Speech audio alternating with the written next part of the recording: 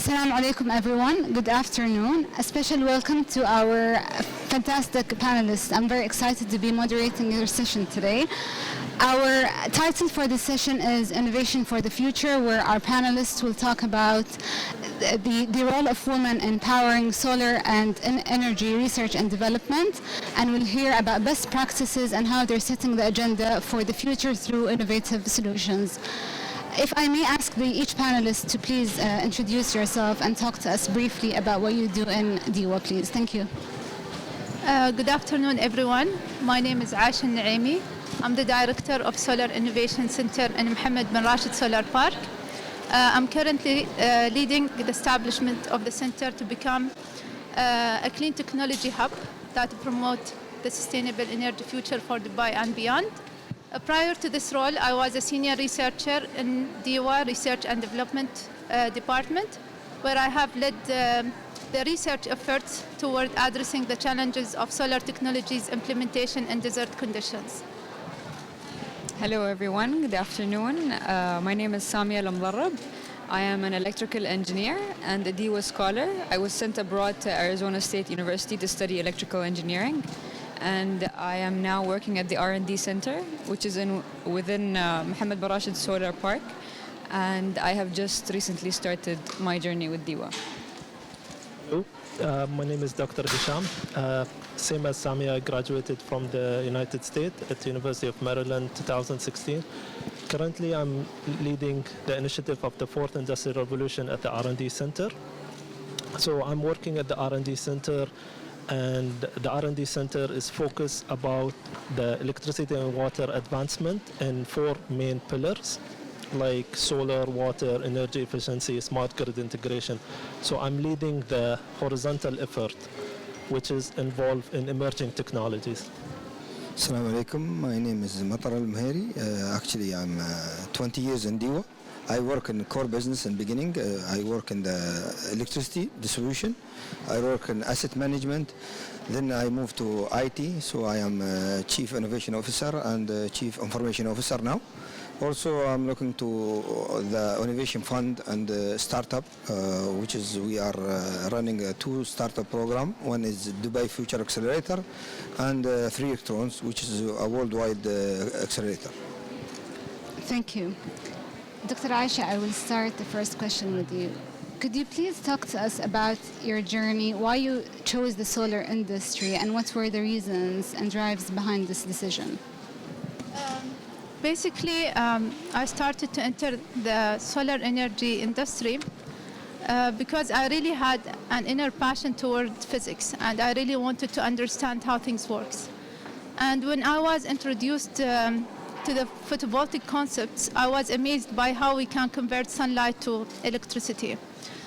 And afterwards, I joined Masdar Institute, which was the first research-driven university that focuses on research related to sustainable energy. So I entered this field with the passion toward becoming expert in the field of solar cells fabrication and how we can further enhance the efficiencies of solar cells. With our wise leadership, they supported us and they sent us abroad, in which I have gained the knowledge on how we can fabricate solar cells. I came back to Masdar Institute and I was very proud to fabricate the first solar cells in the UAE. And I was really motivated because I was contributing toward diversifying the energy mix in the country and also transitioning toward a knowledge-based economy. One incident that happened when I was doing my master is the visit of His Highness Sheikh Mohammed bin Zayed, who actually, when he saw me working in the clean room facility, he actually was proud and told me that I'm really happy to see Emirati who become expert in the field of solar energy. And that motivated me to continue my studies and continue my PhD in the same field. After that, I wanted to widen my expertise and to become a key player toward the implementation of solar technologies. So when I saw that DIWA was leading the efforts of the deployment of solar technologies in the region, especially with its initiative Mohammed bin Rashid Solar Park, I really wanted to be part of it. And I joined DIWA as a senior researcher in order to address the challenges of solar technologies implementation in the desert conditions. And this is my story of entering the solar energy industry. Thank you, Dr. Aisha. Dr. Hisham, speaking about being a leader and setting the agenda for the future innovation, could you please talk to us more about the Research and Development Center in DIWA? Thanks again for the question. So, as you know, DIWA started the Research and Development Center, and as I said before, it consists of 4 main pillars, and each of these pillars will serve DIWA. It will save the electricity and water. So the pillar again is the solar, water, energy efficiency, smart grid integration. And underneath, we have a horizontal layer, which we call the fourth industrial revolution, which I'm leading. You can see on your right, we have robots, we have drones, you have 3D printer.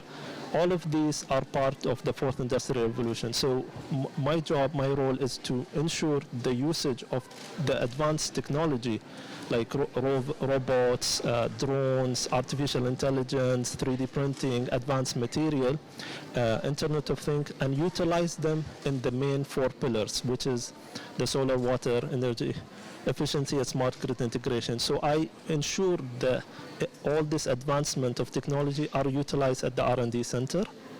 That's briefly what it is. Thank you. And I understand that you play a key role in empowerment of women. Could you please share with us some examples of what you're doing? Sure. So just to share a story without mentioning the name, I had a female who joined my team.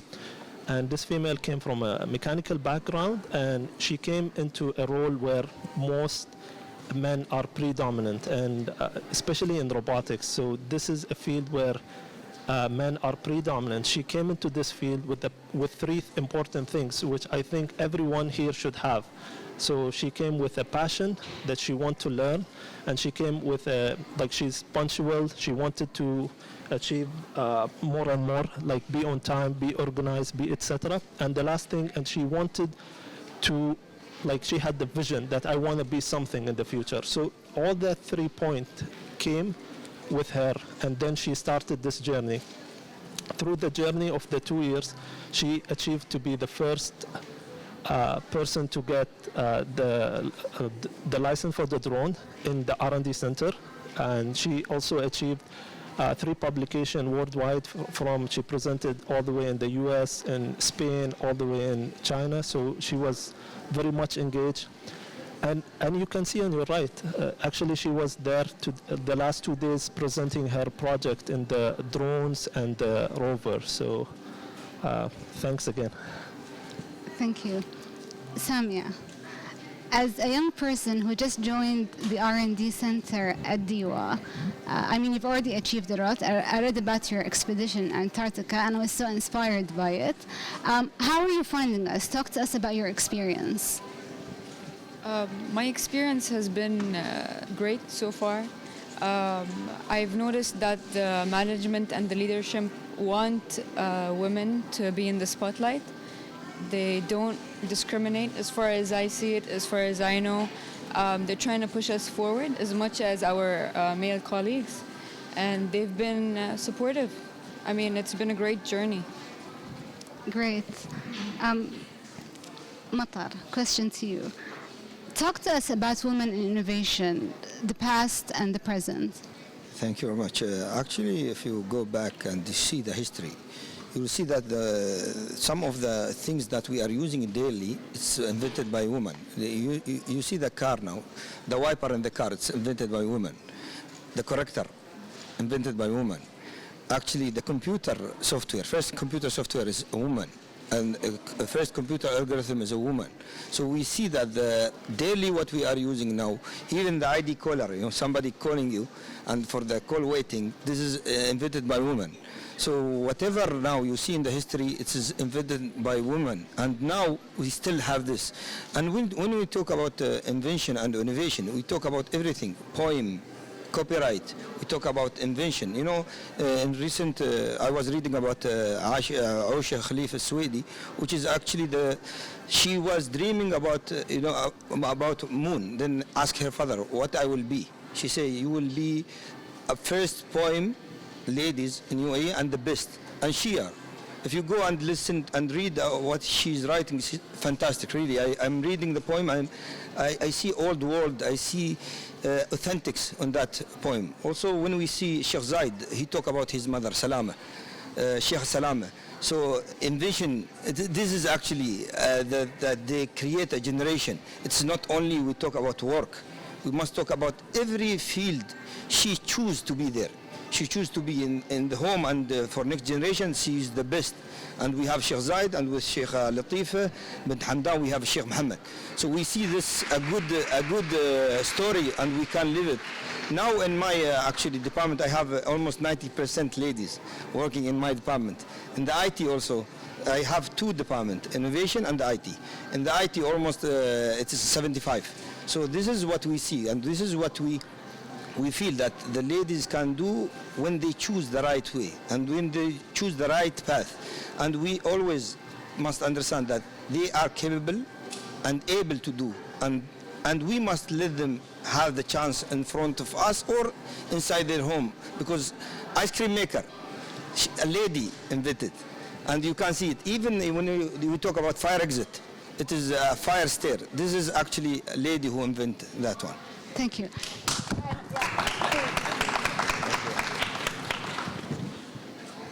Thank you.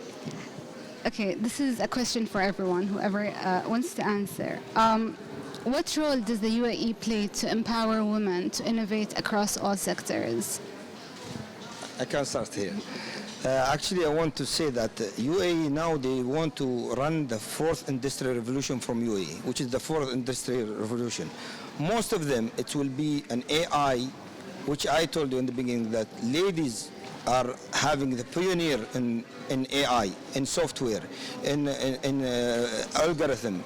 So UAE now, when we talk about the work and the ministry level or the parliament or the houses, they all actually give the chance to all ladies in that field, and they choose, and this is very important, choose and select the right person, if it is male or female.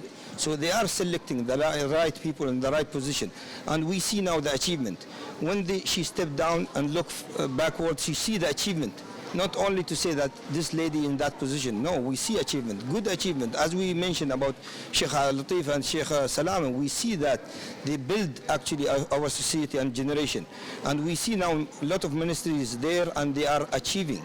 So UAE, even the quota is more than 50%. So it's not a gender balance, it is the right position. If it is for ladies, let it go and take it and give it to her. If it is more than 70, we have no issue. And this is what happened in UAE. Thank you. Dr. Aisha, share with us more about the factors that helped you succeed, and was it easy for you to enter the field and excel in it? Honestly speaking, it wasn't easy at the beginning, but it was an enjoyable journey. Some of the factors that actually helped me to succeed in my field is actually having the passion toward the solar energy and also the dedication to work hard in order to achieve my goal. And also the self-confidence, because you will always face people that try to pull you down. So I believe the three factors like passion, dedication, and self-confidence were the key factors behind my success. And above all of them is the support of my family and definitely my mother, who was the source of encouragement for me to continue on this journey.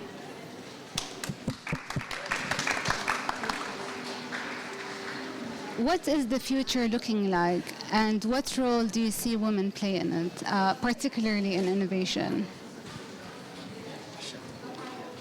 I can go ahead with this. So I see, like right now, if you look at the percentage of the graduate of the female, it's increasing year after year. So I see more female entering into more leadership positions. So I see that will have more leadership in the female sector. I see also the job opportunity now will be open more. So it will be, before it was like, so the job opportunity will be not only for men in this field, it will be for both, because both have the equal opportunity. So more job, more options, and even in the fourth industrial revolution. So now newer jobs coming into the market with a newer high level of tech.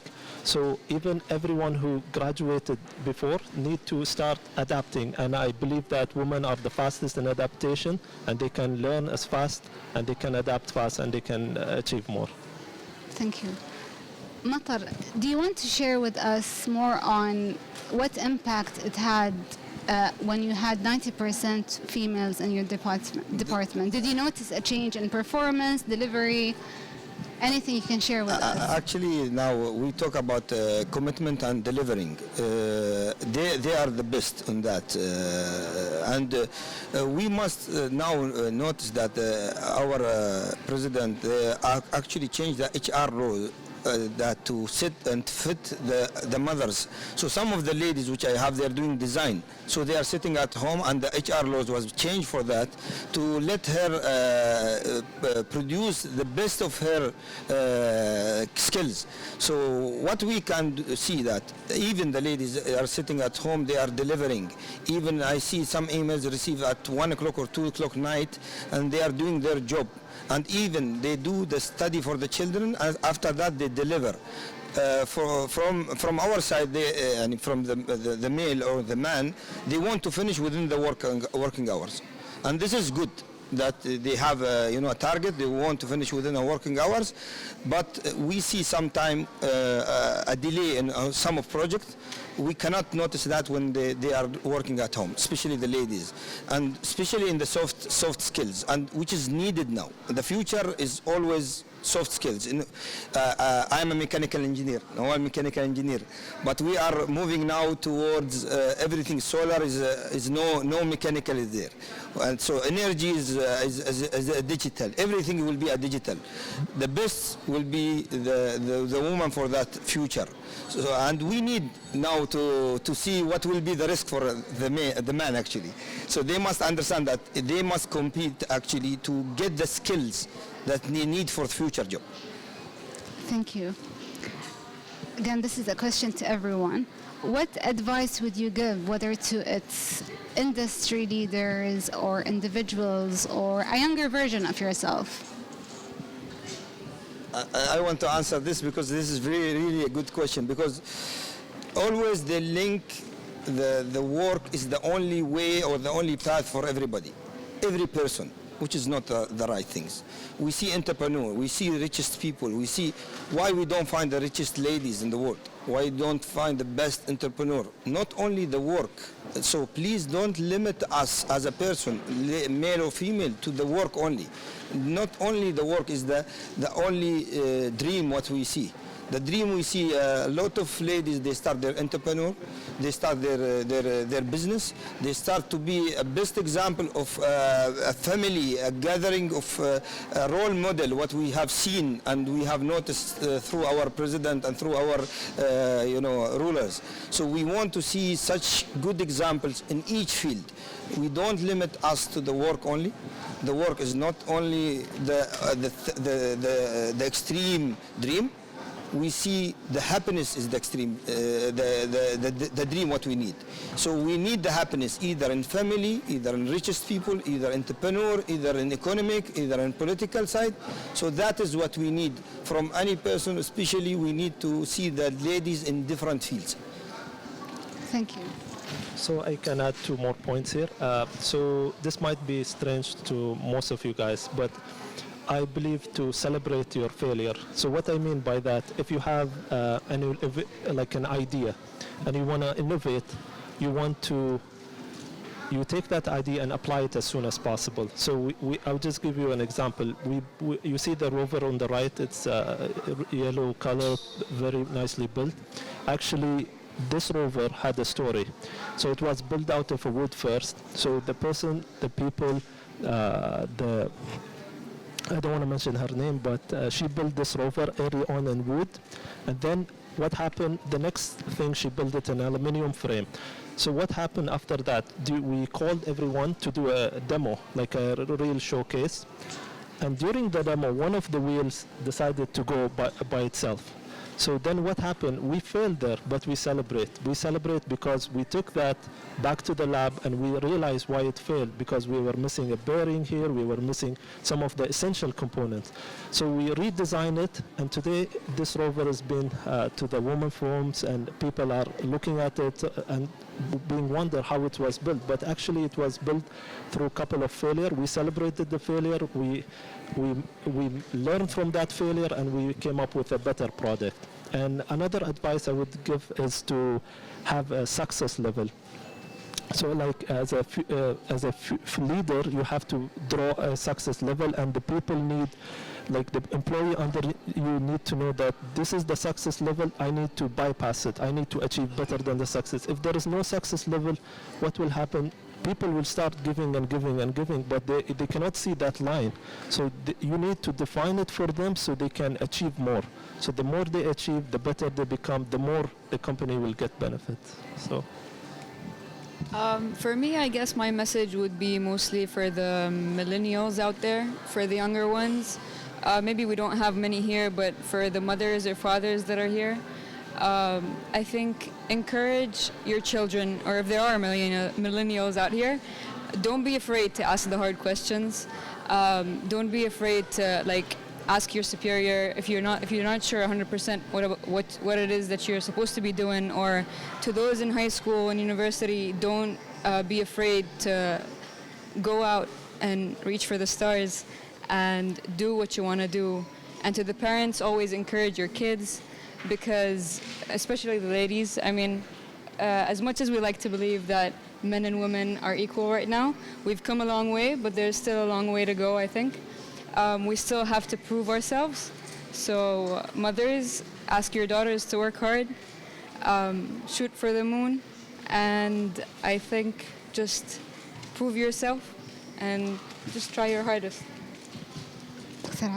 I believe Muttar, Hisham and Sami almost gave the most valuable advice, but my advice to the younger women, always follow your dreams, try to achieve your goals, and whenever and whoever try to pull you down, try to use this frustration in order to drive your determination, and always have passion and self-confidence to achieve your goals. Thank you. Samia, I will close this session by asking you one question as the most junior person sitting here. What would you like to see be done more to support you and empower you?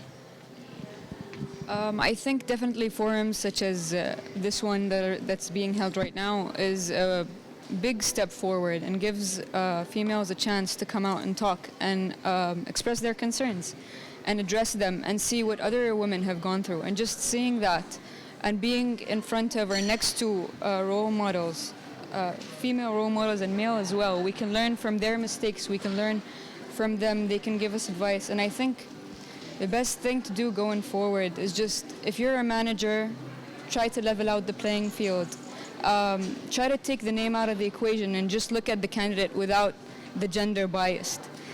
Look at if the males and the females CV the same, and just really try to double think before making that decision. Am I just making that decision because this is a guy or this is a girl, or is it because they've got the right qualities for the job and the right, yeah. Thank you. Unless any of you wants to add anything, we've come to the end of our session.